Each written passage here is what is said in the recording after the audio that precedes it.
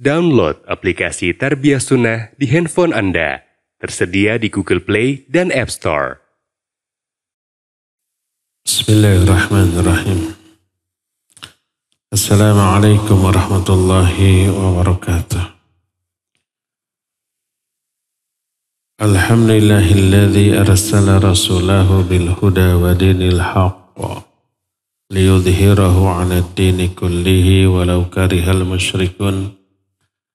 Wa asyhadu an la ilaha illallah wahdahu la syarika lah iqraran bihi wa tauhidan wa asyhadu anna Muhammadan abduhu wa rasuluh sallallahu alaihi wa ala alihi wa ashabihi wa sallama tasliman mazida wa ba'd.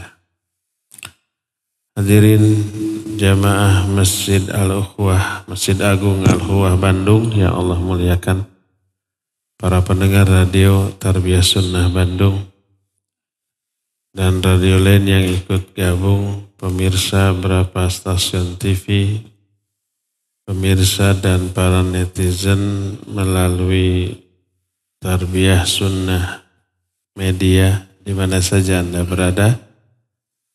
Kita kembali berjumpa dalam kajian khusus muslimah. Tapi tak terlarang bagi ikhwan. Dengan tema Benteng Wanita Muslimah dan judul yang kita angkat salah satu di antara benteng yang bisa melindungi muslim atau muslimah dari keburukan adalah ridho terhadap qadha. Kenapa ini menjadi benteng? Tanpa adanya ridho, kita bisa terjerumus ke dalam sikap putus asa, stres, depresi, salah langkah, kehilangan arah, dan itu bisa membinasakan kita. Kenapa? Karena dalam hidup kita tidak selalu senang, bahagia, sesuai keinginan. Dalam hidup seringkali kita mengalami masalah, kesedihan, penderitaan, kanyeri, kaperih, dan yang sejenisnya yang harus kita antisipasi secara benar agar dari penderitaan, kesulitan, musibah itu bisa meraih keuntungan baik dunia ataupun akhirat, lahir ataupun batin. Salah satu sikap yang harus kita miliki dalam hidup adalah ridho. Apa makna ridho? Imam Al-Jurjani dalam kitab At-Ta'rifat, ta'rifat itu artinya definisi, menjelaskan definisi dari beberapa istilah syar'i. Ketika menerangkan makna ridho, dia berkata, ar-ridho sururul qalbi bimuril qadha. Ridho itu adalah senangnya hati menghadapi pahitnya qadha.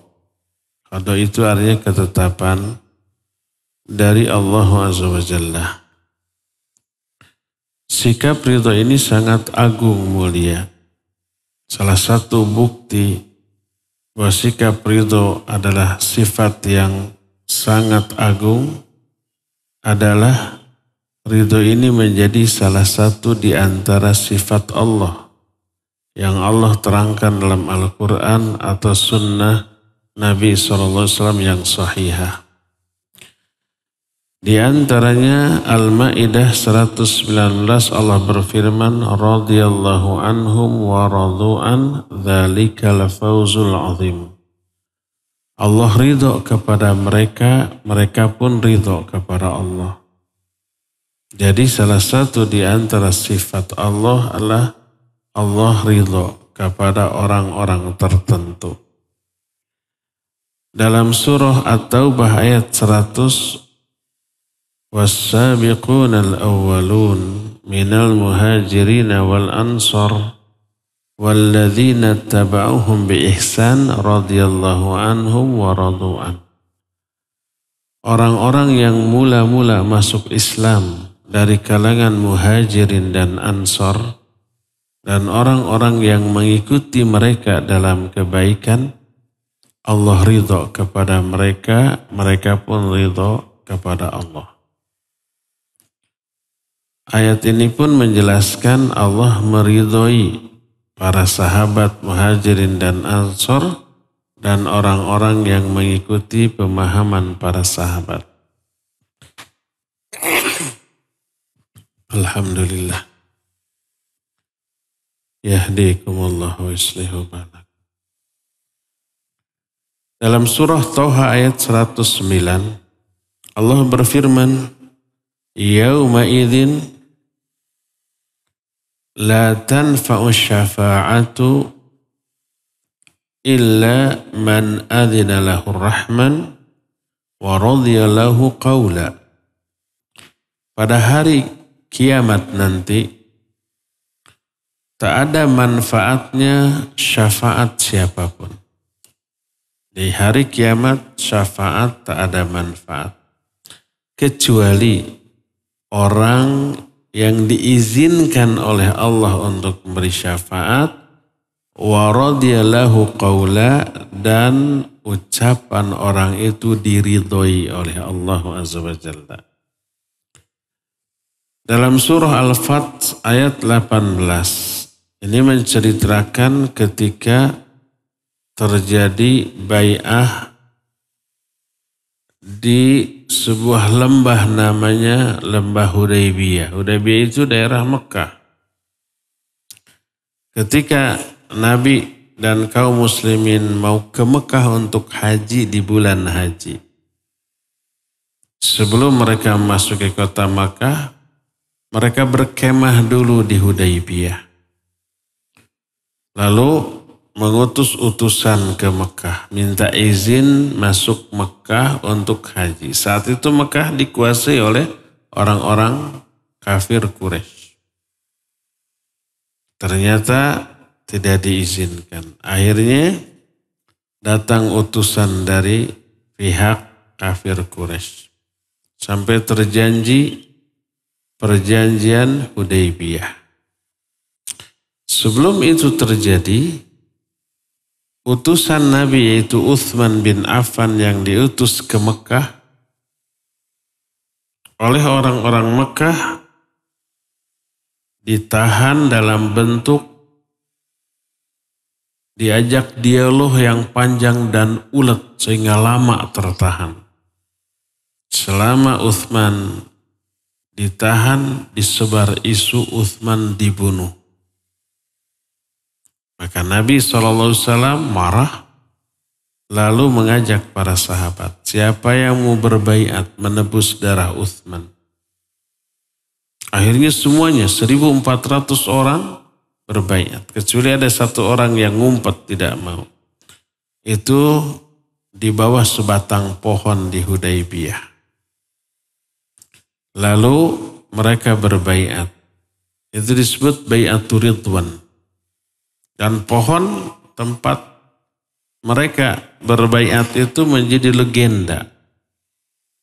Di zaman Umar pohon itu ditebang.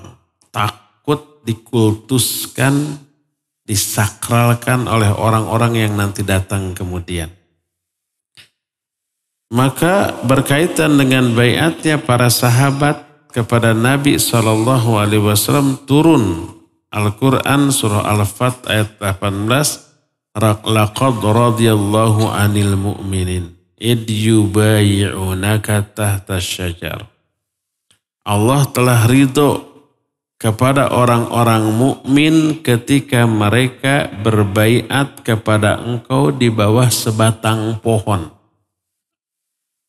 Disebut oleh Al-Quran sebatang pohon. Dan ini menunjukkan salah satu di antara sifat Allah adalah meridhoi manusia. Manusia tertentu dengan amalan tertentu. Juga dalam surah Al-Maidah ayat yang ketiga Allah menyatakan wa atmamtu alaikum ni'mati wa raditu lakumul islama dinan. Aku sempurnakan bagimu nikmatku dan aku telah ridhoi Islam sebagai agama bagimu. Ini ayat semua menunjukkan salah satu di antara sifat Allah adalah ridho. Allah meridhoi. Dan semua sifat Allah agung dan mulia. Selain ayat Al-Quran ada banyak hadis yang menerangkan bahwa Allah bersifat ridho, memiliki sifat ridho. Seperti dalam Sahih Muslim hadis dari Anas bin Malik radhiyallahu an berkata Rasul sallallahu alaihi wasallam, "Innallaha la yardha 'anil 'abdi ayyakulal akalata fayahmaduhu 'alaiha aw yashraba syurbata fayahmaduhu 'alaiha." Sesungguhnya Allah benar-benar ridho kepada seorang hamba. Apabila hamba itu makan satu makanan, lalu dia memuji Allah atas makanan itu. Atau minum satu minuman, lalu dia memuji Allah atas minuman itu. Jangan lupa ikhwah, setelah makan minum hamdalah. Allah ridho kepada hamba yang seperti itu. Dan banyak lagi hadis lain yang menjelaskan salah satu sifat Allah ridho. Baik meridhoi orang atau meridhoi amalan yang mulia yang diterangkan baik dalam ayat ataupun hadis yang sahih. Berkata Syekh Muhammad bin Shalih Al-Utsaimin dalam kitab Lum'atul I'tiqad. Wa qad ajma'a salaful ummah rahimahumullahu ta'ala ala itsbati ridha lillahi ta'ala. Fayajibu itsbatuhu lahu min ghairi tahrifin wala ta'tilin wala takyifin wala tamthilin wa huwa ridhan haqiqiyyun yaliqu billahi ta'ala laisa qaridhal makhluqin. Salaful ummah, generasi salaf dari umat ini telah ijma tentang tetapnya sifat ridho bagi Allah. Maka wajib kita menetapkan ridho sebagai salah satu di antara sifat Allah tanpa melakukan 4 hal. Pertama, tanpa mentahrif. Mentahrif itu merubah makna ridho di sini dengan makna lain. Ada kelompok tertentu di kalangan kaum muslimin yang merubah makna dari sifat Allah kepada makna lain. Kenapa dirubah? Karena kalau ditetapkan makna aslinya dianggap khawatir sama dengan sifat makhluk. Makhluk meridhoi, Allah ridho kok sama. Maka ridho Allah diubah dengan makna lain. Sama dengan sifat Allah. Allah punya tangan, makhluk punya tangan. Tangan Allah di sana dirubah maknanya jadi kekuasaan. Mata, Allah punya mata dalam Al-Quran tajri bi ayunina. Perahu itu berlayar dengan tatapan mata kami, kata Allah. Dirubah makna mata di sana. Karena kalau Allah punya mata seperti makhluk yang punya mata. Dirubah. Akhirnya diingkari Allah nggak punya mata. Mata di sana maknanya adalah ilmu. Allah nggak punya tangan. Tangan di sana maknanya kekuasaan. Dirubah tuh. Dia merubah itu dengan niat yang baik. Agar tidak serupa dengan makhluk. Kalau Allah punya tangan sama dengan makhluk. Kalau Allah punya mata sama dengan makhluk. Tanpa dia sadari sikapnya itu sama dengan menyamakan Allah dengan makhluk yang lebih rendah. Kalau Allah nggak punya tangan, apakah tidak serupa dengan makhluk? Ada makhluk yang tidak punya tangan? Banyak. Lebih rendah daripada yang punya tangan. Ular tidak punya tangan, cacing, ikan tidak punya tangan tuh. Kalau Allah tidak punya mata, apakah tidak sama dengan makhluk? Ada makhluk yang nggak punya mata? Banyak, lebih hina daripada yang punya mata. Itu kekeliruan mereka. Jadi termasuk ridho. Kalau Allah ridho sama dengan makhluk maka ditolak. Lalu diubah makna ridho di sana. Merubah makna itu disebut tahrif. Nggak boleh mentahrif. Kedua, nggak boleh mentaktil. Mentaktil itu mengingkari efek dari tahrif. Karena merubah makna yang asli ke makna lain, terus lahir ta'til, mengingkari sifat aslinya. Oh, Allah tidak punya sifat ridho. Ridho di sana maknanya diterangkan dengan makna lain. Sifat ridho Allah ditaktil, ditolak. Ini nggak boleh. Ketiga, mentakif. Tidak mentakif artinya mendeskripsikan sifat Allah dengan deskripsi tertentu. Termasuk mempertanyakan bagaimana sih ridho Allah, bagaimana sih tangan Allah, bagaimana sih istiwanya, itu takyif. Karena pertanyaan bagaimana berarti menuntut deskripsi, penjelasan. Kenapa tidak ada deskripsi, tidak ada penjelasan tentang hakikat dari sifat Allah? Pertama, karena kita tidak tahu ilmunya. Kedua, sifat Allah enggak ada yang sama dengan sifat makhluknya. Laisa kamitslihi syai'un. Maka karena tidak tahu hakikat dan kaifiat dari sifat Allah, maka tidak boleh mendeskripsikan, menjelaskan dengan penjelasan tertentu, karena penjelasan tersebut sama dengan berbicara tentang Allah tanpa ilmu. Dan yang terakhir, wala tamthil, tidak boleh mentamthil, menyerupakan sifat Allah dengan sifat makhluk. Termasuk ridho. Wajib kita yakini Allah ridho dengan makna yang hakiki. Tapi pertama tidak sama dengan sifat ridho makhluk. Tidak ada yang serupa. Terus kumaha tuh? Wallahu alam, laisa kamitslihi syai'un.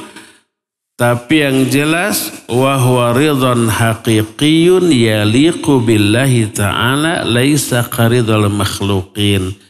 Makna ridhonya dengan makna yang hakiki, dengan makna yang layak bagi kemuliaan dan keagungan Allah, dengan makna ridho yang tidak sama dengan ridho makhluknya. Itulah penjelasan para ulama tentang masalah ini. Bagaimana kedudukan dan keutamaan ridho? Karena ridho merupakan sifat Allah, maka sifat ridho ini sifat mulia kalau penempatannya pas. Nanti akan kita terangkan di mana tempat yang pas bagi ridho. Salah satu keutamaannya adalah meridhoi apa yang memang wajib kita ridhoi. Berkata Nabi SAW dalam salah satu hadis yang sahih riwayat Imam Muslim dalam kitab Sahih Muslim. Beliau bersabda, "Dzaqa ta'mal iman man radiya billahi rabba wa bil islami dina wa bi Muhammadin rasula." Akan merasakan manisnya iman orang yang ridho menjadikan Allah sebagai Rabbnya, Islam sebagai agamanya, Muhammad SAW sebagai Rasulnya. Siapa yang ridho Allah sebagai Rabb bagi dirinya, Islam sebagai agama bagi dirinya, dan Muhammad sebagai Rasul, pasti orang itu akan merasakan manisnya iman. Ini hadis yang pertama. Kedua, hadis lain riwayat Imam Ahmad dari Sa'ad bin Abi Waqqas radhiyallahu an. Imam At-Tirmidzi juga meriwayatkan hadis ini. Lalu Imam At-Tirmidzi menyatakan haditsun gharibun la na'rifu illa min hadis Abi Muhammad. Hadis ini hadis yang gharib tapi sahih. Gharib itu salah satu istilah bagi hadis ahad. Secara umum dilihat dari banyak sedikitnya perawi suatu hadis, hadis ada dua. Hadis mutawatir, hadis ahad. Hadis mutawatir pasti sahih. Hadis yang diriwayatkan oleh orang yang banyak kepada orang yang banyak di setiap generasi para perawi, saking banyaknya mustahil mereka sepakat dusta. Itu mutawatir. Kalau hadis ahad ada 3 jenis. Hadis gharib yaitu hadis yang diriwayatkan hanya oleh satu perawi di setiap generasi para perawi. Nabi berbicara ke seorang sahabat berbicara ke seorang muridnya, seorang tabi'in bicara hanya ke seorang muridnya, terus satu orang dari setiap generasi perawi. Itu namanya hadis gharib. Kedua hadis aziz 2 orang. Ketiga hadis masyhur 3 orang atau lebih. Nah hadis ahad ini bisa sahih, bisa dhaif, bisa palsu. Yang diriwayatkan oleh Imam Ahmad dan Imam At-Tirmidzi hadis gharib tapi sahih. Berkata Nabi SAW, min sa'adat ibni Adam istikharatullahi azza wa jalla. Wa min sa'adat ibni Adam ridahu bima qadallah. Wa min syakwati ibni Adam tarkuhu istikharatullah. Wa min syakwati ibni Adam sukhtuhu bima qadallahu azza wa jalla. Di antara sebab-sebab kebahagiaan Bani Adam ada 2. Pertama, selalu meminta pilihan terbaik kepada Allah. Namanya istikharah. Istikharah dalam 2 bentuk. Bisa salat istikharah.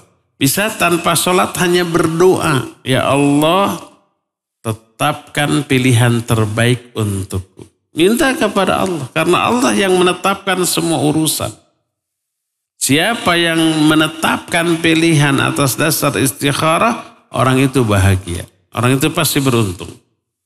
Kata Nabi SAW, di antara penyebab kebahagiaan seorang hamba adalah selalu beristikharah kepada Allah. Meminta pilihan yang baik kepada Allah. Dan di antara sebab kebahagiaan hamba Bani Adam adalah ridho terhadap setiap ketetapan Allah. 2 penyebab bahagia yang diterangkan dalam hadis ini. Istikharah dan ridho terhadap semua ketetapan Allah. Sebaliknya di antara penyebab kebinasaan seorang hamba adalah tidak pernah istikharah. Tidak pernah meminta pilihan yang baik kepada Allah. Segala sesuatu dia pertimbangkan dengan akal perasaan, ini yang lebih baik kayaknya. Akhirnya dia pilih itu hanya karena berdasarkan suka kepada pilihan ini, bukan baik. Yang kita sukai, yang kita pilih belum tentu baik. Yang kita tidak sukai belum tentu buruk. Allah menyatakan, asa antuhibba syai'an fahuwa syarrul lakum. Wa asa antakrahu syai'an fahuwa khairul lakum. Boleh jadi kamu membenci sesuatu. Kalau sesuatu yang kamu benci itu baik untukmu. Boleh jadi kamu mencintai sesuatu, padahal sesuatu yang kamu cintai itu buruk bagimu. Jadi jangan memilih sesuatu berdasarkan akal atau perasaan. Sebab pasti pasti akan lebih pro kepada yang disukai. Padahal belum tentu baik. Dalam hal memilih jodoh umpamanya, ada beberapa kandidat akhwat yang cantik, yang kaya, yang berpendidikan, yang taat kepada agamanya. Kalau berdasarkan akal dan perasaan pasti memilih aspek duniawinya. Cantiknya, kekayaannya, jabatannya, status sosialnya, agamanya mah nomor sekian kan gitunya. Tapi kalau istikharah kepada Allah Azza wa Jalla, Allah akan tunjukkan. Fadfar bidzatid din taribat yadak.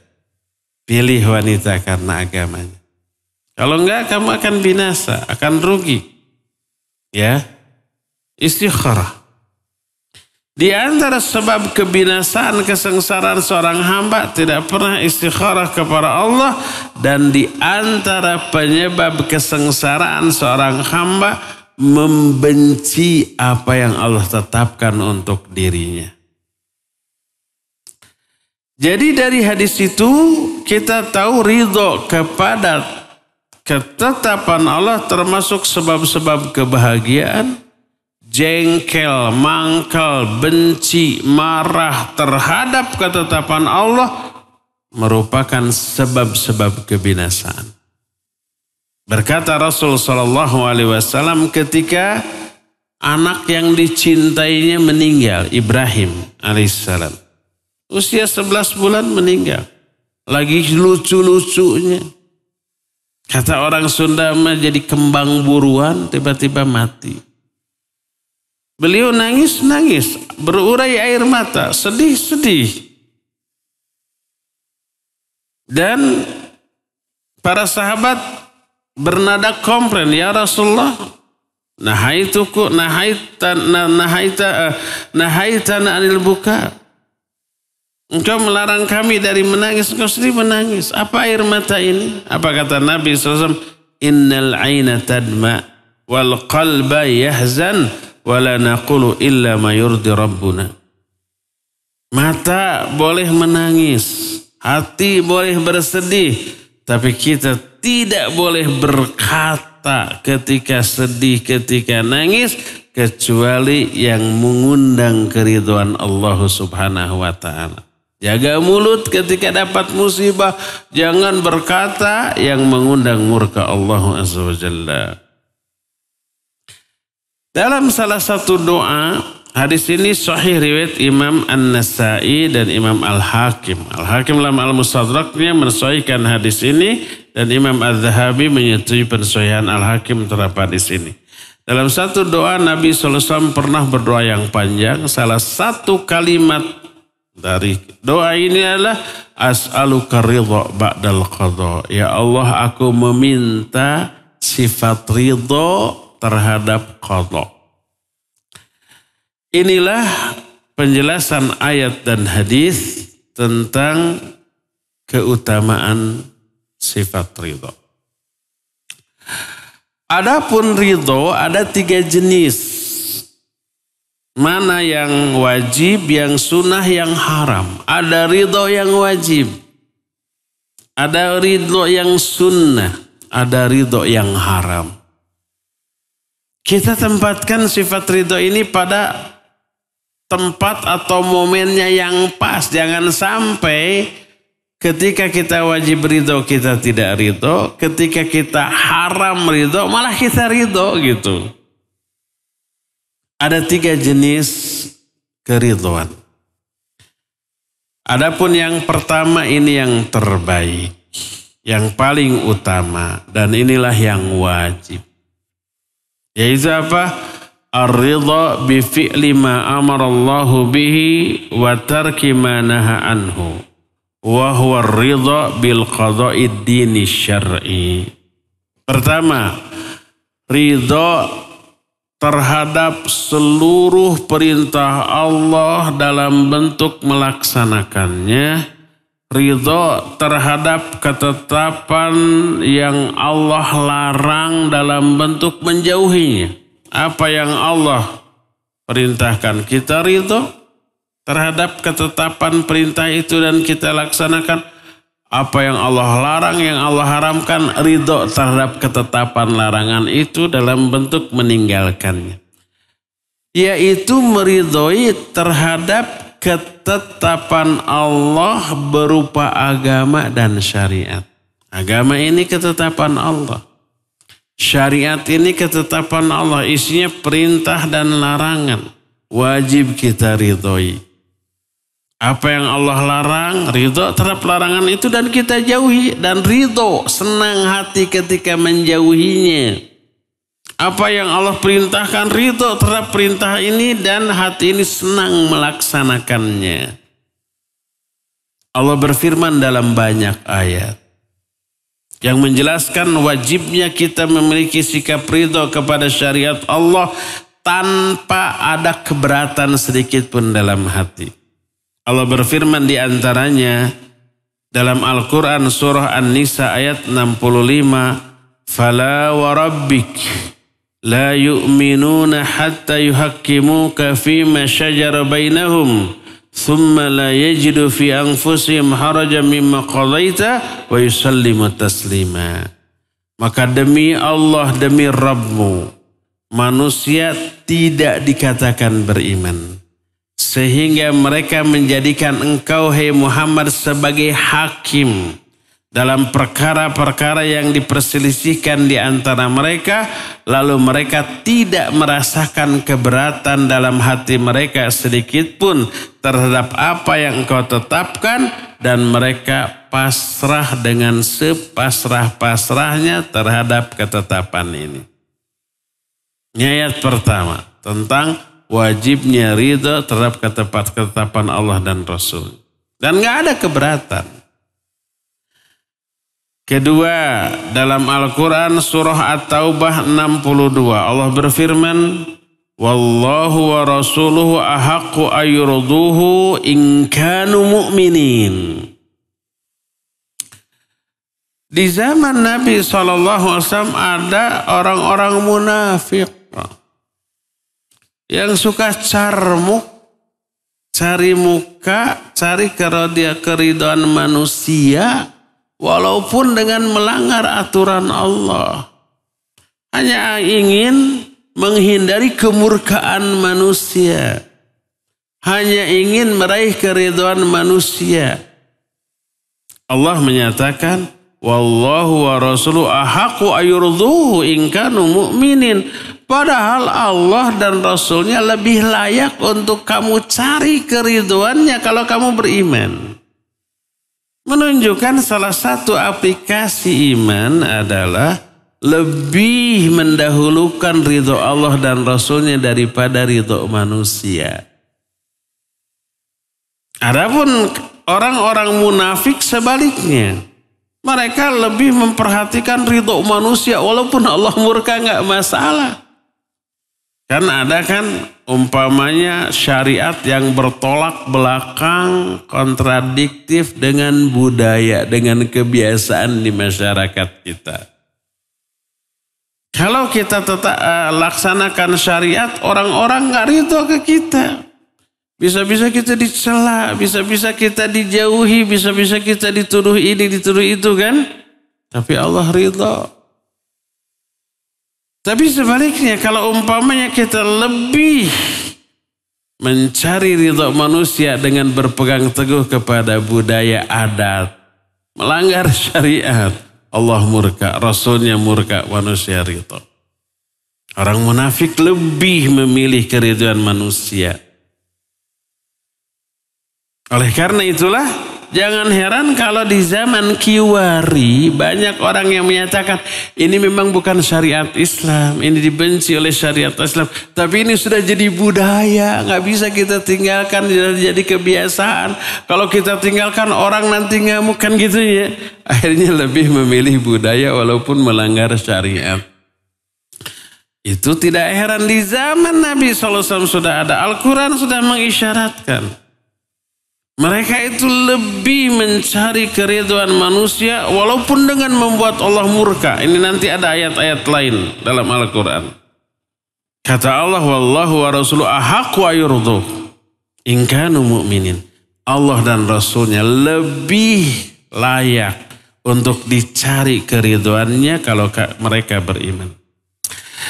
Bahkan dalam Al-Quran dalam surah At-Taubah 59 Allah menyatakan, walau annahum radu ma atahumullahu wa rasuluhu wa qalu hasbunallah sayu'tinallahu min fadlihi wa rasuluhu inna ila Allahi raghibun. Kata Allah, kenapa ini teguran, sindiran dari Allah? Kenapa mereka itu tidak lebih meridhoi apa yang Allah berikan kepada mereka dan apa yang Rasul berikan kepada mereka? Lalu mereka berkata, cukuplah Allah bagi kami. Allah akan mendatangkan karunia-Nya kepada kami. Demikian juga Rasulnya. Hanya Allah lah yang kami cari keridhoannya. Kenapa tidak berkata begitu? Lalu Allah memberikan ancaman terhadap orang yang membenci apa yang ditetapkan oleh Allah dan Rasulnya dan lebih mengambil apa yang disukai oleh manusia. Di antaranya dalam surah Muhammad ayat yang ke-28 Allah menyatakan, dzalika bi annahum ittaba'u ma askhatallaha wa karihu ridwana fa ahbata a'malahum. Yang demikian itu karena mereka lebih suka mengikuti apa yang membuat Allah murka dan membenci keridhaan Allah. Apa akibatnya? Fa ahbata a'malahum. Allah batalkan semua amal-amal baik mereka.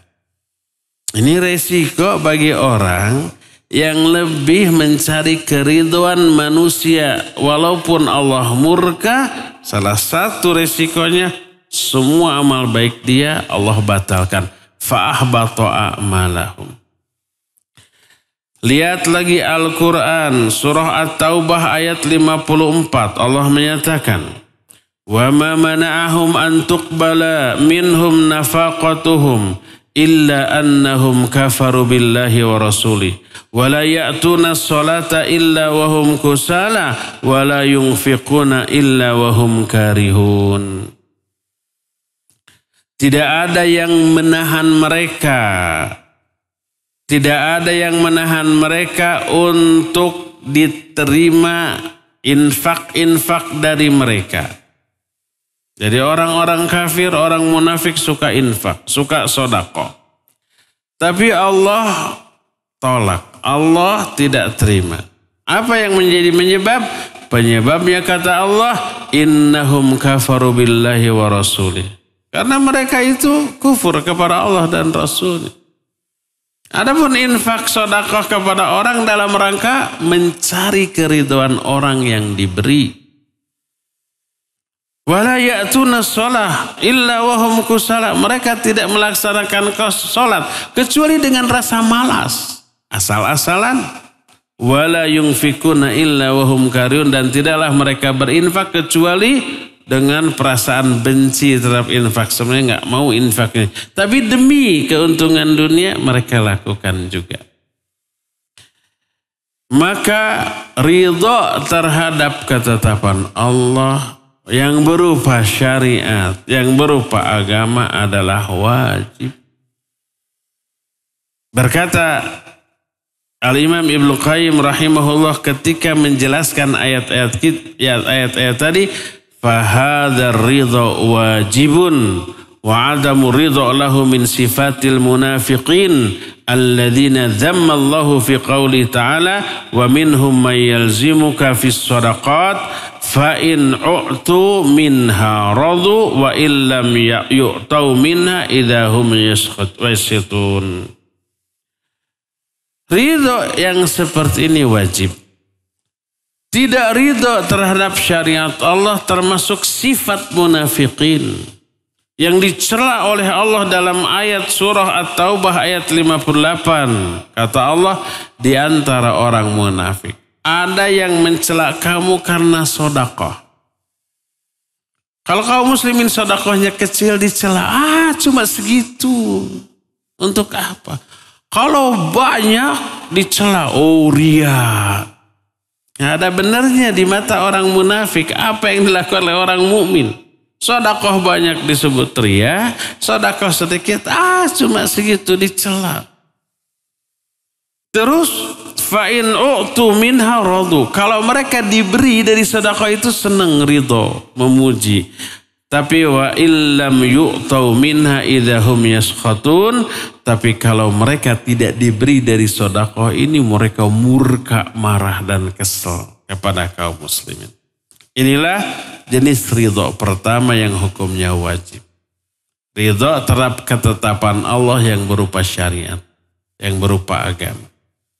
Tidak ridho terhadap agama Allah, munafik. Yang disebutkan oleh Allah dalam ayat tadi. Kedua, ini yang menurut para ulama ridho yang sunnah, tidak wajib. Yaitu apa? Ar-ridha bima yaf'aluhu ar-rabbu bi'abdihi minal masa'ib allati yabtalihi biha kal faqr wal marad wa huwa ridha bil qada'il kaunil qadari. Kedua, ridha terhadap perbuatan Allah kepada seorang hamba berupa musibah yang Allah timpakan kepada seorang hamba seperti kefakiran, kemiskinan, penyakit, kesusahan. Allah kadang timpakan kepada manusia. Maka ridho terhadap hal ini disebut ridho terhadap ketetapan Allah yang kauni, yang qadari. Kauni itu yang Allah tetapkan di alam. Qadari itu yang Allah takdirkan. Berupa kejadian-kejadian yang menimpa kita. Seringkali kejadian yang menimpa kita itu membuat kita menderita. Karena berupa musibah. Seperti sakit, dihina orang, kecelakaan, kehilangan uang atau harta, kefakiran atau macam-macam. Itu sebagai takdir yang Allah tetapkan untuk kita, nggak bisa kita hindari. Terjadi menimpa kita. Maka kita pun harus ridho. Allah berfirman dalam Al-Quran surah Al-Baqarah 155. Kata Allah, وَلَنَبْلُوَنَّكُمْ بِشَيْءٍ مِّنَ الْخَوْفِ وَالْجُوعِ وَنَقْصٍ مِّنَ الْأَمْوَالِ وَالْأَنفُسِ وَالثَّمَرَاتِ وَبَشِّرِ الصَّابِرِينَ. Kami pasti akan menguji kalian. Kepastiannya ini Allah tekankan 2 kali.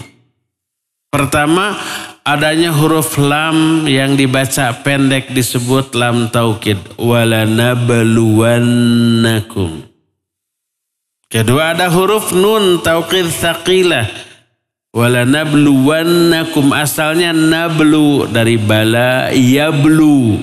Bala itu memberi bala, memberi musibah. Yablu itu fi'il mudhari untuk kalau pelakunya nahnu nablu. Kami memberikan musibah.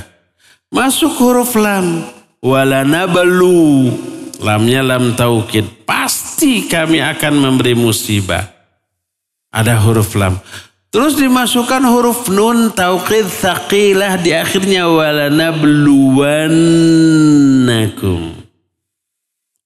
Ada 2 huruf taukid lam dan nun. Pasti kami mengujikan. Ujian itu gak bisa dihindarkan. Ketetapan Allah. Ahasiban nas ayyutsraku ayyaqulu amanna wahum la yuftanun. Apa manusia mengira mereka akan dibiarkan berkata kami beriman padahal belum diuji? Asyaddun nasi bala'an al-anbiya. Thumma salihun. Thumma al-amsal fal-amsal. Yubtalar rajulu al-hasbi dini. Fa in kanat fi dinihi salabah zidalahu fil bala. Manusia yang paling hebat ujiannya para nabi. Karena imannya juga paling hebat.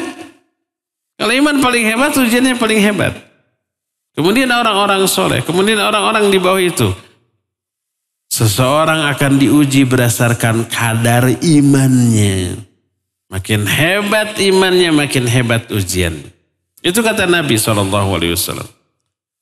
Dan ini penegasan dari apa yang Allah terapkan. Walanabluwannakum, kami pasti menguji kalian. Bisyai'in minal khaufi, dari sesuatu berupa ketakutan. Walju, kelaparan. Wa naqsi minal amwal, kekurangan harta, kefakiran, kemiskinan, krisis ekonomi gitu. Wal anfus, ancaman terhadap jiwa, teror. Secara psikis kita tidak tenang. Wathamarat, kekurangan buah-buahan. Wabasyiris sabirin, tapi sampaikan berita gembira kepada orang-orang yang sabar. Bahkan Allah menyindir orang yang ingin masuk surga tapi nggak mau menderita, nggak mau diuji. Saya mah ingin yang simple aja lah. Nggak mau yang riweh gitu. Ibadah, nggak mau ikut ini, ikut itu, berisiko. Allah sindir orang yang seperti itu. Kata Allah dalam Al-Quran, dalam surah Al-Baqarah 214, Am hasibtum an tadkhulul jannata walamma ya'tikum mathalul ladzina khalau min qablikum massatsumul ba'sa wadh-dharra wazulzilu. Apakah kalian menyangka kalian akan masuk surga padahal belum datang kepada kalian ujian seperti yang teralami oleh orang-orang sebelum kalian? Mereka itu mengalami keburukan, penderitaan dan kegoncangan. Hatta yaqular rasul walladzina amanu ma'ahu, sampai Rasul dan orang-orang beriman bersamanya berkata, mata nasrullah, kapan datangnya pertolongan Allah? Ini sudah gawat, sudah kritis ini, sudah di ujung tanduk, mana pertolongan Allah? Sudah mentok, nggak ada lagi usaha yang bisa dilakukan untuk keluar dari kesulitan ini. Allah menjawab, ala inna nasrallahil qarib. Ingat bahwa pertolongan Allah itu dekat. Ingatkan kepada kisah Nabi Sulaiman dikejar-kejar oleh siapa? Oleh Fir'aun dan bala tentaranya. Mereka berlari pakai kaki, si Fir'aun dan bala tentaranya pakai kuda. Walaupun jauh jaraknya, lama-lama kekejar. Mentok sampai di pinggir lautan, nggak ada jalan keluar. Sampai Bani Israel menyatakan, kali ini kita tertangkap habis, dibantai. Nggak ada jalan keluar.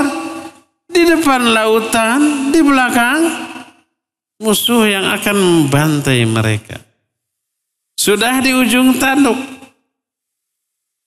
Apa kata Nabi Musa? Tidak, kalla. Allah bersama kita, wa innahu sayahdin, dan dia pasti akan memberikan jalan keluar bagi kita. Yang secara logika, secara realistis nggak ada jalan keluar. Di depan lautan, di belakang pasukan Fir'aun. Sampai nyatalah pertolongan Allah dalam posisi yang kritis seperti itu. Pukulkan tongkatmu ke lautan, hai Musa. Dipukulkan, tiba-tiba lautan terbelah menjadi dua. Mereka lari sampai ke seberang. Ketika Fir'aun bala tentaranya mengejar, ketika di tengah lautan, air laut menyatu kembali, tenggelam mereka semua. Pertolongan Allah datang ketika kita sudah mentok, tak ada lagi jalan keluar. Itulah yang teralami. Apa kalian menyangka kalian masuk surga padahal belum datang kepada kalian ujian seperti orang-orang terdahulu. Berkata Rasul sallallahu alaihi wasallam kepada Ibnu Abbas radhiyallahu anhuma, Dalam hadis yang diriwayatkan oleh Imam Abu Nu'aim dalam kitab Al-Hilyah. Imam Ahmad juga meriwayatkan hadis ini. Kata Rasul sallallahu alaihi wasallam, "In istata'ta an ta'mal lillahi biridha' ma'al yaqin faf'al. Fa in lam tastati fa inna fis sabri ala ma taqrahu khairan katsira." Kalau kamu mampu beramal karena Allah dengan ridho yang disertai keyakinan, lakukan. Sertakan 3 hal dalam semua amalan kita. Pertama, lillah, niat amalan itu karena Allah. Kedua, ridho terhadap amalan yang sedang kita kerjakan yang menjadi syariat Allah. Jangan sambil bersungut-sungut, menggerutu, murukusunu. Seperti mahasiswa yang melakukan tugas dari dosen. Dikerjakan enggak? Dikerjakan. Tapi sambil menggerutu. Dosen killer enggak kira-kira ngasih tugas gitu ya. Mangkel hatinya. Tapi dikerjakan? Dikerjakan. Kalau enggak dikerjakan enggak lulus dia.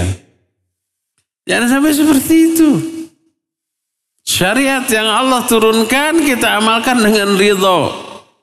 Lillah, untuk Allah, kedua ridho ma'al yakin, disertai keyakinan. Kalau kamu bisa begitu, lakukan. Kalau tidak mampu seperti itu, tidak mampu memenuhi 3 syarat ini dalam sebuah amalan, maka sabar terhadap apa yang kamu tidak sukai. Di dalamnya ada kebaikan yang sangat banyak. Jadi ridho yang kedua adalah ridho terhadap takdir Allah, ketetapan Allah. Kalau yang pertama ridho kepada syariat, kepada agama, hukumnya wajib. Nah sekarang ridho kepada takdir Allah ini wajib atau sunnah?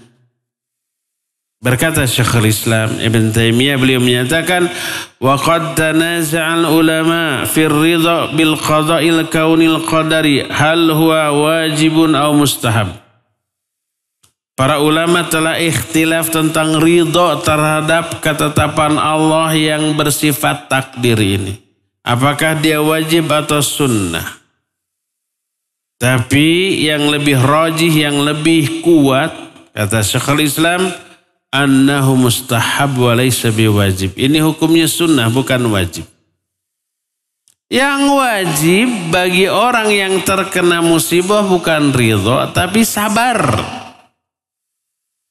Beliau berkata, walihada lam yaji fil Qur'an illa madhur radin la ijabu dhalik. Karena itulah maka tidak ada ayat dalam Al-Quran kecuali ayat itu memuji orang-orang yang ridho terhadap takdir Allah tapi tidak bernada mewajibkan. Siapa yang ridho terhadap takdir Allah yang buruk seperti musibah, sakit dan yang lain-lainnya, siapa yang ridho, Allah puji dia. Siapa yang tidak ridho, tak ada celaan atau ancaman berupa hukuman azab, tak ada. Adapun ada asar yang sering kita dengar. Dan yang menyampaikan asar ini bukan orang awam, tapi ustadz, dai, penceramah, tapi kurang teliti di dalam menyampaikan apa yang disampaikannya. Disangkanya ini adalah perkataan Nabi SAW, Nabi bersabda, padahal bukan. Orang awam gak akan berani, gak akan tahu. Tapi dai, ustadz yang asal baca berani menyampaikan tanpa mengetahui validitas dari apa yang disampaikan. Valid enggak? Kata para dai, para ustaz, Nabi SAW bersabda, man lam yasbir ala balai wa lam yardha bi qadai falyattakhidh rabban siwai, gitu ya. Pernah dengar? Siapa orang yang tidak sabar terhadap ujianku dan tidak ridho terhadap ketetapanku, hendaklah dia mencari Rob atau Tuhan lain selain aku. Ada yang pernah mendengar ucapan ini? Iya. Yang menyampaikan ini bukan orang awam. Ini bukan hadis Nabi sallallahu alaihi wasallam. Maka berkata Imam Ibnu Qayyim dalam kitab Madarijus Salikin, fahada atharun israiliyat laisa yasihu anin Nabi sallallahu alaihi wasallam. Ini adalah athar israiliyat, bukan hadis sahih dari Nabi sallallahu alaihi wasallam. Kalau berdasarkan asar ini, wajib kita ini sabar terhadap bala, wajib ridho terhadap ketetapan Allah. Karena siapa yang tidak ridho, cari Tuhan lain selain aku, kan gitu. Tapi ini bukan hadis Nabi sallallahu alaihi wasallam. Ini adalah riwayat Israiliyat yang tidak ada asalnya dari syariat, dari Allah dalam Al-Quran, dari hadis Nabi sallallahu alaihi wasallam. Sehingga para ulama menyatakan yang wajib ketika memperoleh musibah atau takdir yang buruk adalah sabar. Adapun ridho hanya anjuran, hanya sunnah. Siapa yang ridho, Allah memujinya dan memberi pahalanya. Karena itu banyak didapati riwayat orang mengeluh atau bersedih ketika memperoleh musibah walaupun mengeluhnya kepada Allah. Para nabi diberi ujian mengeluh kepada Allah. Nabi Yakub, Nabi Ayub mengeluhnya kepada Allah Azza wa Jalla ketika diberi musibah. Dan keluhan cermin ketidakridhoan. Dan tidak dosa. Yang wajib ketika dapat musibah adalah sabar. Adapun ridha maka sunnah. Maka berkata Imam Ibnu Qayyim, wa bihadza yatabayyanu anna ridha bil qada'il kaunil qadari mustahabun wa laysa biwajihin 'ala raji. Dari semua penjelasan tadi, jelaslah bahwa ridho terhadap ketetapan Allah yang bersifat takdir, hukumnya sunnah dan bukan wajib menurut pendapat yang lebih rajih. Inilah jenis ridho yang kedua, yaitu ridho terhadap takdir Allah. Ini hukumnya sunnah. Yang pertama, ridho kepada syariat Allah, ini hukumnya wajib. Ridha kepada takdir Allah hukumnya sunnah. Ketiga, ini yang haram. Nggak boleh kita ridha kepada poin yang ketiga ini. Apa ketiga ini? Ar-ridha bil manhiyat kal kufri wal fusuqi wal isyan. Falladhi alaihi a'immatud din wal ulama al mu'tabarun annahu la yusra'u ridha biha kama la tusra'u mahabbatuha. Wa annaha haramun yu'aqabu 'alaiha fa inna Allah subhanahu wa ta'ala yardaha wa la yuhibbuha wa in kana qad qaddaraha wa qadaha. Ketiga, ridha terhadap apapun yang diharamkan oleh Allah. Seperti ridha kepada kekufuran, perbuatan syirik, dosa, maksiat, kebid'ahan. Maka kesepakatan para imam, para ulama yang mu'tabar, tidak disyariatkan meridhoi semua itu, tidak disyariatkan mencintainya, bahkan haram siapa yang ridho terhadap kekufuran, ridho terhadap perbuatan syirik, terhadap perbuatan bid'ah, dosa atau maksiat, maka dia terkena ancaman azab dari Allah. Haram meridhoi semua yang Allah haramkan, sekalipun Allah mentakdirkannya. Apakah syirik, kufur, bid'ah, maksiat, dan semua kedurhakaan yang dilakukan oleh manusia itu takdir Allah atau bukan? Ya takdirlah, makanya itu terjadi. Kalau tidak ditakdirkan, mah tidak akan terjadi. Kalau yang terjadi berarti ditakdirkan. Ya Allah mentakdirkan semua keburukan berupa kufur, syirik, dan yang lain-lain. Ya Allah takdirkan. Tapi tidak berarti kalau Allah mentakdirkan berarti Allah meridhoi. Tidak. Allah membenci. Allah berfirman dalam Al-Quran dalam surah Az-Zumar ayat yang ke-7. Wala yarda li ibadihil kufra. Allah tidak meridhoi kekufuran bagi hamba-hambanya. Dalam surah Al-Baqarah 205 Allah menyatakan wallahu la yuhibbul fasad. Allah tidak mencintai kerusakan. Jadi semua itu Allah benci, Allah tidak ridho, Allah tidak suka. Lalu kenapa kalau Allah tidak ridho, Allah tidak suka, kenapa Allah takdirkan? Allah cinta kepada iblis enggak? Enggak, Allah benci ke iblis. Allah ridho kepada iblis dan perbuatannya? Tidak. Kenapa Allah takdirkan? Kenapa Allah ciptakan iblis, setan yang menjadi sumber keburukan? Banyak hikmah terhadap takdir yang Allah tetapkan. Walaupun Allah membenci hal tersebut. Apa yang beliau takdirkan itu, apa yang Allah takdirkan itu Allah benci. Tapi Allah takdirkan. Kenapa? Banyak. Pertama, sebagai ujian bagi manusia. Kalau nggak ada iblis, setan, nggak ada syirik, nggak ada kufur, nggak ada bid'ah, nggak ada dosa maksiat, nggak ada ujian bagi manusia. Semua yang Allah haramkan rata-rata menyenangkan loh. Allah mengharamkan mabuk. Ada orang yang menyukai mabuk banyak, walaupun harus keluar uang banyak. Mana yang lebih mahal? Minuman keras atau cikopi? Cikopi cuma 2.000. Minuman keras jutaan ya enggak? Cikopi enak, nikmat. Coba orang minum kopi kelihatan nikmatnya. Gitu kan?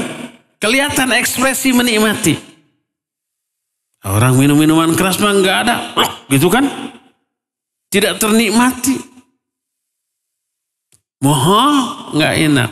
Tapi peminatnya lebih banyak. Rata-rata yang Allah haramkan menyenangkan orang.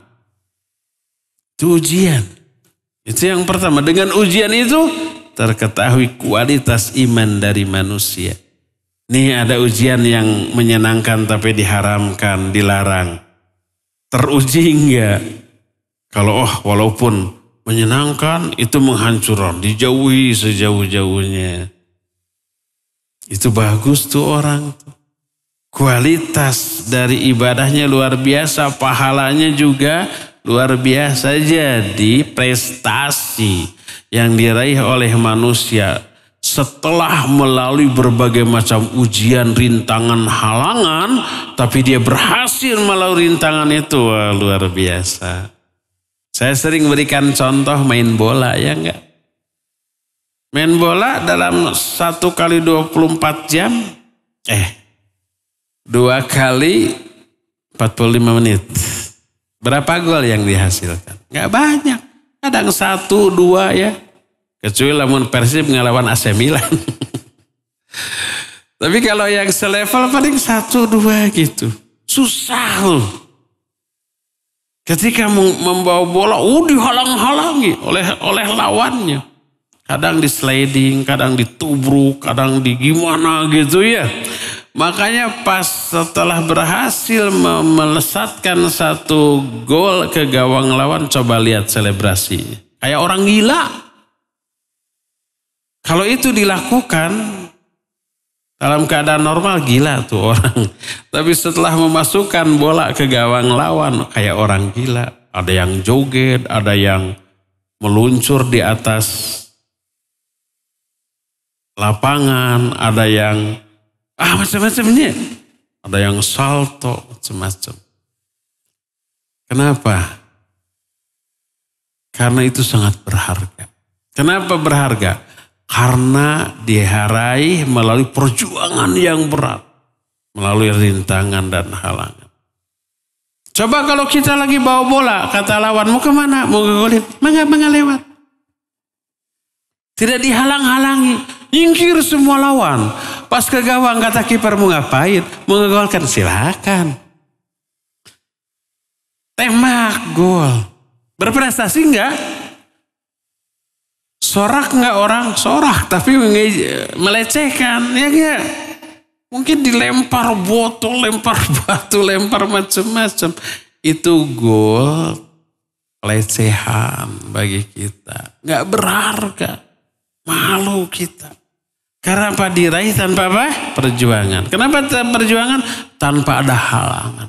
Ada halangan, ada perjuangan, ada pengorbanan, sehingga hasil yang diraih lebih hebat. Jadi itulah kenapa Allah ciptakan iblis, setan. Kenapa Allah takdirkan perbuatan syirik, kufur, maksiat, bid'ah. Itu ujian bagi kita. Dengan ujian itu, maka kualitas dari ibadah adalah prestasi yang hebat. Yang pertama. Kedua, dari semua keburukan tadi adanya iblis, adanya syirik, adanya kufur, lahir ibadah-ibadah yang agung. Ibadah ini gak akan ada tanpa keburukan tadi. Ibadah apa contohnya? Taubat. Ada gak taubat kalau gak ada dosa? Gak ada. Ibadah apa lagi? Dakwah amar ma'ruf nahi munkar. Ada gak dakwah amar ma'ruf nahi munkar kalau gak ada syirik, kufur, kemaksiatan? Nggak ada. Semua orang iman, semua orang ahli ibadah. Nggak ada dakwah. Adanya belajar dan mengajarkan ilmu. Kenapa kita belajar ilmu? Agar kita tidak terjerumus ke dalam yang haram. Agar kita bisa menularkan kebaikan kita ke banyak orang. Lahir jihad. Ada nggak jihad? Kalau nggak ada kufur, syirik, dan penyimpangan, nggak ada. Lahir mati syahid. Adanya dakwah, amar ma'ruf nahi munkar, adanya belajar mengajarkan ilmu, adanya jihad, adanya syahid. Itu lahir dari adanya apa? Keburukan-keburukan. Jadi lihat, tanpa keburukan tadi, ibadah-ibadah agung tadi tidak akan ada. Inilah hikmah di balik takdir-takdir Allah yang buruk. Makanya walaupun Allah benci, Allah tidak ridho, Allah takdirkan ini terjadi. Dari takdir Allah yang buruk ini lahir banyak kebaikan. Tanpa takdir yang buruk, kebaikan-kebaikan ini tidak akan ada. Inilah ridho yang ketiga yang hukumnya haram, yaitu meridhoi apa yang Allah haramkan. Ridho terhadap syirik, ridho terhadap kufur, ridho kepada bid'ah, ridho kepada dosa dan kemaksiatan. Itu ridho yang diharamkan oleh Allah Subhanahu wa ta'ala. Ya, inilah 3 jenis ridho. Apa saja ridho? Yang pertama, ridho terhadap syariat Allah atau agama Allah. Apa hukumnya? Wajib. Kedua, ridho terhadap takdir Allah. Apa hukumnya? Sunnah. Yang wajib terhadap takdir yang buruk itu apa? Sabar. Ya. Adapun ridho hanya sunnah. Yang ketiga, ridho terhadap semua yang diharamkan. Apa hukumnya? Haram. Meridhoi semua perbuatan yang haram, yang Allah benci, hukumnya haram. Inilah 3 jenis ridho, ya. Kapan ridho ini wajib untuk kita lakukan dan bagaimana tanggapan para ulama di kalangan para sahabat atau kalangan ulama setelahnya? Nanti kita akan lanjutkan di pertemuan yang berikutnya. Untuk sekarang waktunya sudah lewat, cukup sampai di sini. Dan kita masuki sesi tanya jawab.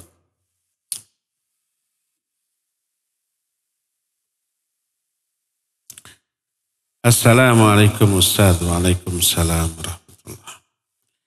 Bagaimana menyikapi orang yang sering menyerang secara verbal, ngehina gitu ya, nyakitin secara lisan.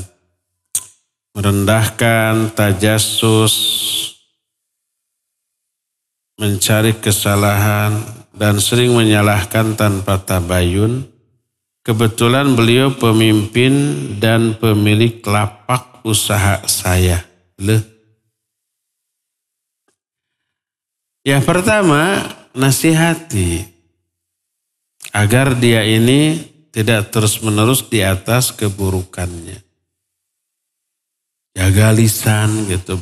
Hafalkan surah Al-Hujurat tuh ayat 11 ayat 12. La yaskhar qaumun min qaumin asa ayyakunu khairan minhum dan seterusnya. Wala talmizu anfusakum wala tanabazu bil alqab. Ijtanibu katsiran minadh-dhann inna ba'dadh-dhanni itsam wala tajassasu. Ya, seperti itu.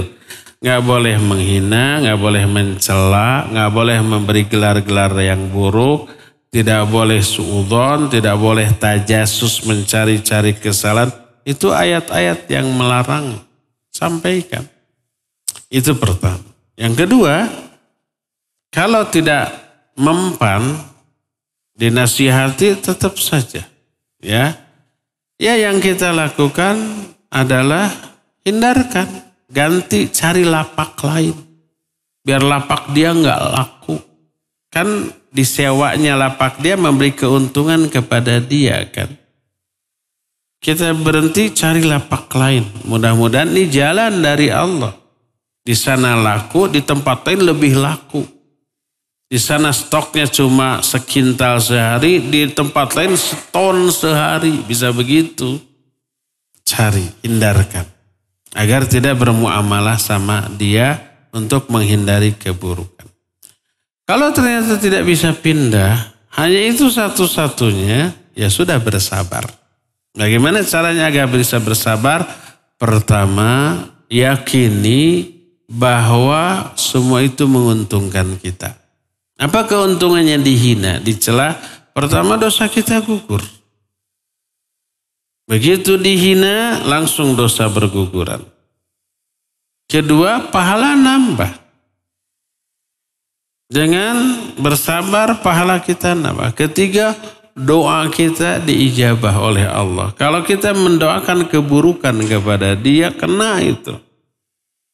Karena kita korban kezaliman. Da'watul madlum mustajabatun wa in kana fajira. Doa orang yang dizolimi mustajab. Walaupun orang ini banyak dosa. Tapi dizolimi doanya makbul. Bisa kena kepada orang itu ya. Tapi kita dendam ke dia. Itu langsung sudah dihukum oleh Allah. Apa hukumannya? Pertama dosa dia nambah. Dosa yang kita gugur tadi di-over ke dia. Pahala dia berkurang, pahala dia di-over ke kita.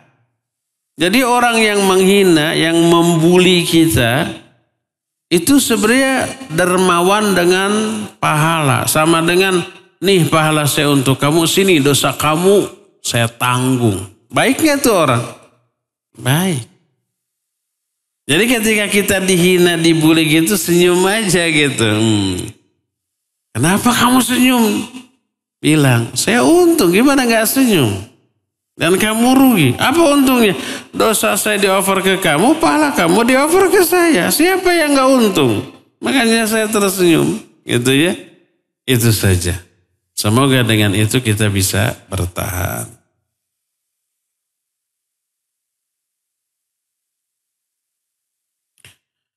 Ini curhat. Ustadz izin bertanya, saya ralat. Ustadz izin curhat. Bagaimana menghadapi anak, mudah-mudahan anaknya ada di sini, yang ucapannya sering menyakiti hati ibunya. Padahal anak ini sudah berumah tangga. Ada yang di sini? Na'udzubillah. Ingat, ibu itu manusia yang paling besar jasanya di dunia ini. Tak ada yang sebesar beliau. Paling banyak pengorbanannya. Lahir batin. Ketika mengandung 9 bulan itu menderita loh. Di awal-awal kehamilan. Ngidam, mual, muntah. lemes, nggak mau makan, menghirup aroma makan aja mual langsung gitu ya. 4 bulan tuh. Seringkali setelah 4 bulan ngidamnya berhenti. Penderitaannya berganti dengan apa? Ini sudah gede, berat, digendong kemana-mana. Tidur nggak bisa nyenyak, posisi susah. Mau nangkarak, engap, nangkuban kagencet. Nyangigir kakatuhu cangkel, nyangigir kakenca cangkel. Tepuguh pola menderita selama 5 bulan dari usia 4 bulan kandungan sampai makin lama makin gede, makin berat, nafas makin pendek. Nah, pas saat akan melahirkan penderitaannya berlipat. Dia mengalami apa yang disebut dengan kontraksi. Ketika kontraksi, memang beberapa detik. Itu sampai tipe perket, tipe bergeg, nahan sakit. Kalau umpamanya ketika kontraksi, dia, istri kita berpegang ke tangan kita, coba rasakan. Itu ketika kontraksi tipe bergeg, tipe perkutnya itu menahan, menekan, itu sampai sakit tangan kita. Begitu beres, kayak tapakan, ada bekasnya. Saking kuatnya itu. Sejam sekali. Makin lama, makin kerep, makin sering. Setengah jam sekali, 15 menit sekali. Makin dekat ke saat melahirkan, makin apa? Makin sering. 5 menit sekali, 2 menit sekali. Nah, sampai tiba saat melahirkan itu perjuangan antara hidup dan mati. Semua ibu yang mau melahirkan muncul di pikirannya. Sekaranglah saat kematian saya. Coba tanya. Tapi dia berpikir yang penting anaknya selamat. Biar dia mati, yang penting anaknya lahir dalam keadaan selamat. Itu yang muncul di pikiran setiap ibu. Itu perjuangan hidup dan mati ketika melahirkan. Mengerahkan tenaga semaksimal yang dia bisa. Ngedannya itu luar biasa. Disertai dengan mulas yang tidak ada bandingannya. Antum pernah diare? Pernah menwa? Mencret wae? Mulasnya itu gak ketulungan gitu ya. Itu gak ada apa-apanya dibanding mules ketika akan melahirkan. Mulesnya ada punggung panas, sakit luar biasa, tepuguh pola. Ekspresi wajahnya nyengir, luhlah. Melihatnya aja sudah gak tega itu. Demi siapa? Demi anak yang dikandungnya. Dan ketika saat melahirkan tiba, dia pasti berpikir inilah saat kematian saya. Tanya ke istri, tanya ke ibu. Setiap melahirkan, sekarang kayaknya saya mati. Gak apa-apa saya mati, yang penting anak selamat. Gitu ya. Nah, sampai ketika saat melahirkan, dia ngeden, kadang-kadang ada yang sampai teriak, histeris, sampai mengerahkan tenaganya sampai teriak. Orang-orang semua dengar gak peduli dia. Sampai brol, masih menahan sakit, masih nyengir, darah keluar. Alhamdulillah, plong.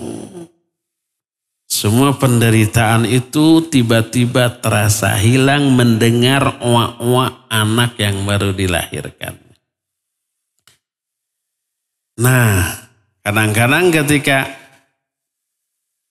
mau melahirkan itu dia kesel ini akibat perbuatan kamu nih saya yang menderita gitu tuh.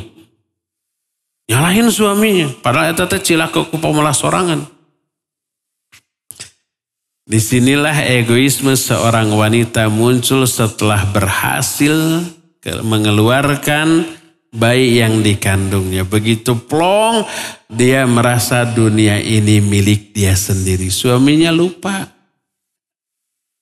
Kalau pengantin merasa dunia milik berdua. Kalau wanita setelah melahirkan seolah-olah dunia ini milik dia sendiri. Bahagianya, senangnya itu enggak ketulungan.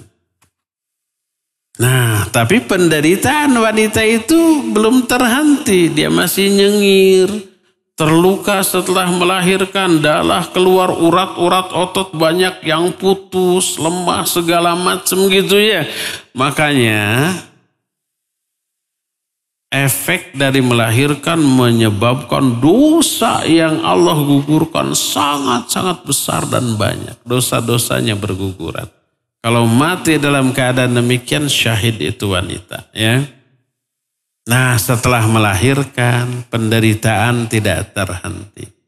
Dia masih nyengir, sakit, darah masih keluar. Ya. Dan yang paling menderita ketika akan ke WC, BAB, aduh, sakitnya luar biasa. Tegang ketika mau ke WC itu. Kencing aja nyengirnya luar biasa gitu, sakitnya luar biasa. Itu untuk dirinya. Gara-gara melahirkan anaknya. Tapi sekalipun dalam keadaan menderita begitu, perhatian ke anaknya luar biasa besar. Ditatap, diusap, disusui, diurus segala macam ya. Maka penderitaan seorang ibu karena anak yang dikandung dan dilahirkannya tidak ada bandingannya. Makanya kalau si anak durhaka, dosanya gede. Coba tanya kepada si ibu, ada nggak momen yang lebih menyakitkan daripada melahirkan? Melahirkan tuh sakitnya nggak ada yang bandingannya. Ibu-ibu bilang ada. Yang lebih menyakitkan dari melahirkan adalah ketika anak yang dilahirkannya itu menyakiti hatinya. Itu lebih menyakitkan. Maka setiap anak adalah mengingat jasa besar ibunya masing-masing dan tidak menyakitinya. Terus bagaimana si ibu? Pertama, inilah wajibnya mendidik anak sejak kecil. Mungkin kelalaian si ibu. Dia membiarkan anaknya berkembang tanpa bimbingan. Akhirnya tidak tahu diri si anak. Tidak tahu balas budi. Ya, coba didik. Udah terlambat, udah gede. Nggak ada kata terlambat. Tetap didik. Ingatkan bagaimana besarnya peran si ibu, jasa si ibu kepada anak tersebut. Ya. Terus nasihati, suruh belajar agama, suruh ngaji, dan doakan kebaikan bagi si anak. Itu saja.